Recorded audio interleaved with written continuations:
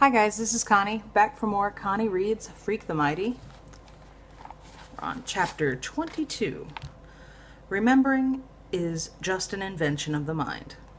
Interesting title. Spring has sprung, Freak says, and so are we. This is the day school gets out, and we're taking the long way home. By now I've been carrying him around on my shoulders for almost a year. We call it walking high, and even if we haven't been going on any dangerous quests lately, so the Fairgrin won't have to throw a fit, Freak hasn't exactly given up on slaying dragons. The world is really and truly green all over, he says. Do you remember what it used to be like back in the Ice Age when glaciers covered the earth and the saber-toothed tiger roamed the frozen night? No, I say. How could I remember that? I wasn't even born. Don't be a pinhead, he says. Remembering is just an invention of the mind. I go, what's that supposed to mean? It means that if you want to, you can remember anything, whether it happened or not. Like I can remember what it's like in the Ice Age. I kept trying to invent stuff. The wheel, central heating, indoor plumbing, but the Neanderthals were happy with just a campfire and a fur coat. If you guessed that Freak has been reading a book about the Ice Age, you're right. He's been seeing a saber-toothed tiger behind every bush, except that so far all of them have turned out to be stray cats.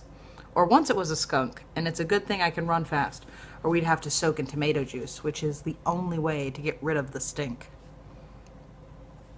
Inventing electricity would be tough, he says, without copper wire and magnets, but I could handle inventing a compass. All you have to do is rub the needle. That way, everybody could head south and get away from the glaciers. First, you need to invent a time machine, I say, so you can go back there and give the cavemen all the cavemen a hard time about indoor plumbing.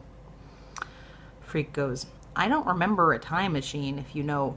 You don't need a time machine if you know how to remember. Which is something I'll always remember. Him saying that and me trying to figure it out. Freak's birthday is a couple of days after school gets out, and the Fair Gwen has already made it clear he's not getting a ride on the space shuttle.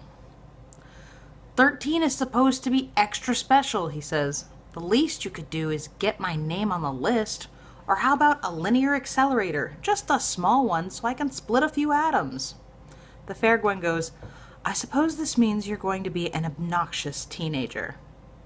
The deal is, this is really 2 birthdays for the price of 1, because Freak the Mighty is almost a year old. Talk about a prodigy, Freak says. 1 year old, and he's already on his way to the 9th grade. The Fair Gwen just rolls her eyes when we talk like that. Freak says we can't expect her to understand, because you can't really get what it means to be Freak the Mighty unless you are Freak the Mighty. Anyhow, the party is just a family affair because Freak isn't supposed to get overexcited, which is like saying the moon isn't supposed to go around the earth. Last year, I got the ornithometer, he says. This year, why not a helicopter? A real one, though. You can't expect a teenager to play with toys. Why not a jet plane, the Fair Gwen says. Cool, Freak says, like a Learjet. What he's really getting, and I've been sworn to secrecy, is this new computer. The one he's been drooling over in his computer magazines. It comes with a modem, which means if he has to stay home for some reason, he can go to school over the telephone. The idea is I'd be there in the classroom with a matching computer. The only problem? I don't know squid about computers. You'll learn, the Fair Gwen says. Kevin will teach you. But why would he have to stay home? I ask her. We're out in the kitchen, and she and Graham are frosting the cakes, and Freak is hanging out in the living room, acting like he intends to have a party every day for the rest of his life. Maybe he won't have to stay home, the Fair Gwen says, and she and Graham kind of lock eyeballs for a second. That secret code that mothers have. Oh, that secret code that mothers have. This is just in case, Max. I think maybe he's already guessed about the computer, I say. That's why he's jerking your chain about the space shuttle ride and Learjets. I'm not surprised, the Fair Gwen says. You can't keep anything from Kevin. Freak hardly touches his supper. He says he's saving his appetite for the cake, And finally, we're all done eating except for Grim, who keeps rubbing his belly and rolling his eyes and telling the fair Gwen what a genius she is with fresh peas and new potatoes and salmon.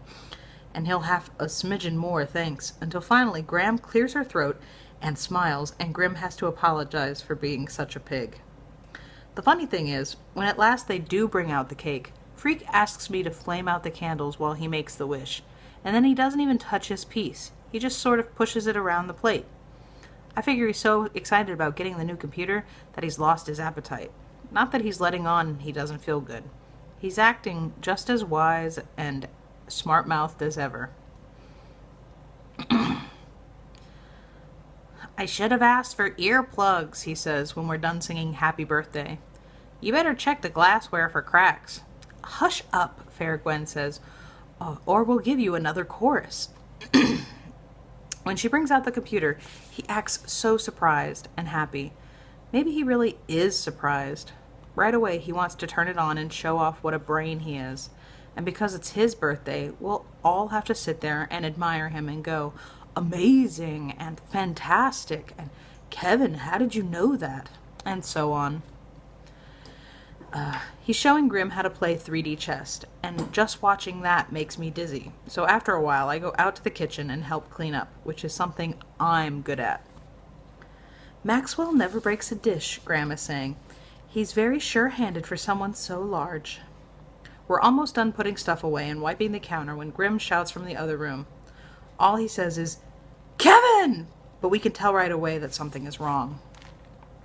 We run in, and Freak is leaning back in his chair, making this wheezing sound, panting real fast, and his eyelids are flickering. He's having a seizure, Grim says. Call an ambulance. The fair Gwen is already on the phone. I run out in the street and start waving my arms and jumping up and down so they'll know where to stop, and I keep running back in the house to check on things, but the fair Gwen says there's nothing we can do except wait. And that's the end of chapter 22. Be careful with that and enjoy, please and thank you, and I will see you for the next chapter. Bye.